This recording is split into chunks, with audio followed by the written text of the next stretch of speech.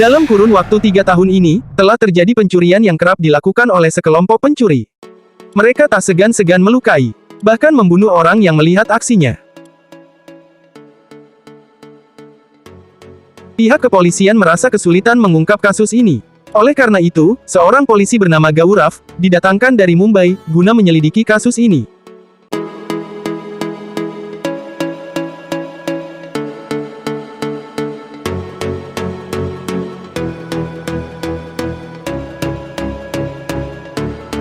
Scene beralih ke sebuah turnamen kungfu.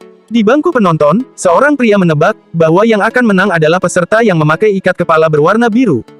Dan tebakannya itu benar.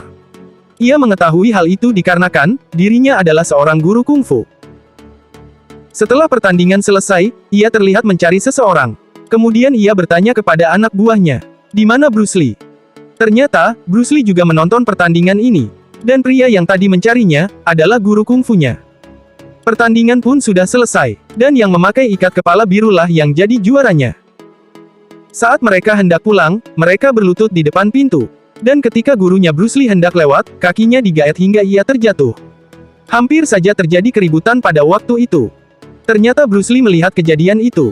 Sepertinya, ia tak terima atas perlakuan mereka terhadap gurunya.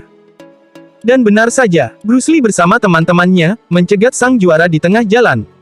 Ia menggunakan masker guna menyembunyikan identitasnya. Tanpa perlawanan yang berarti, Anand dengan mudahnya mengalahkan sang juara.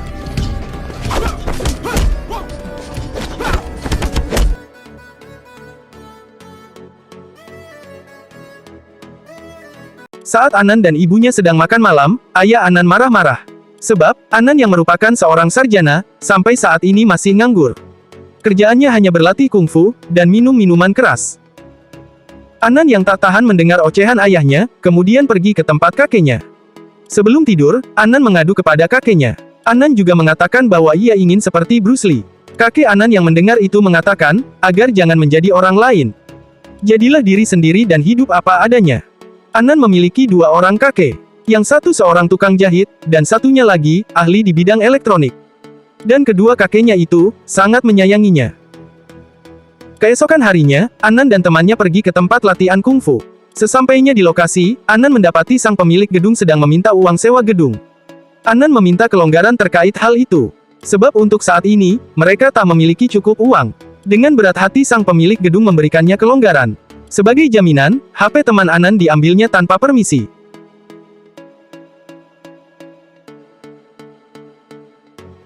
Berbanding terbalik dengan sekolah kungfu yang satu ini. Tempatnya terlihat begitu mewah. Seorang guru didatangi oleh asistennya, ia melaporkan bahwa muridnya yang menjadi juara dalam turnamen kemarin, dipukuli oleh seorang pria.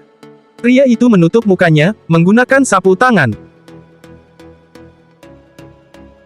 Anand dan temannya pergi ke pasar, untuk mencari siswa baru untuk sekolah mereka. Ajakan Anand dijadikan lelucon oleh seorang pria. Pria itu mengatakan, tidak perlu kungfu atau ilmu bela diri apapun. Dengan golok ini, aku akan dapat dengan mudah memotong tangan seseorang.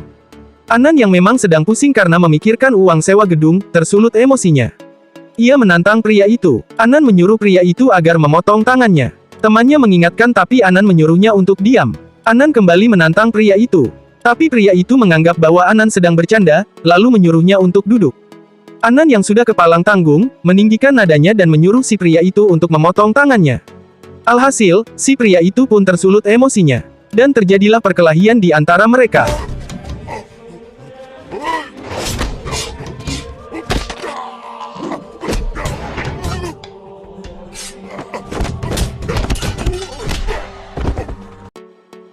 Di tengah kekacauan itu, seorang perempuan terlihat menghubungi polisi. Keadaan pun semakin kacau. Tak lama kemudian, sekelompok polisi datang melerai. Anand berusaha menghindari kejaran polisi. Ketika ia hampir lolos, tiba-tiba wanita yang menelpon polisi itu, menyemprot mata Anand, hingga Anand berhasil diringkus. Anand dibawa ke kantor polisi. Terlihat ayah Anand, memohon agar anaknya dibebaskan. Awalnya polisi menolak, tapi setelah Pak Gaurav datang, akhirnya Anand dibebaskan. Setelah keluar dari kantor polisi, Anand marah-marah. Ia mencari wanita itu untuk digampar.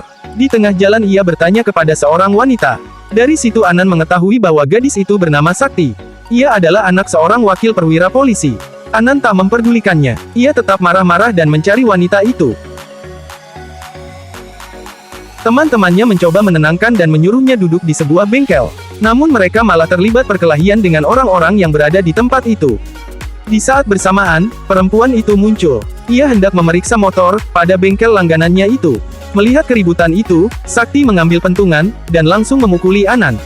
Anan awalnya marah, tapi setelah ia melihat bahwa yang memukulinya adalah wanita cantik, alhasil Anan pun langsung terpesona.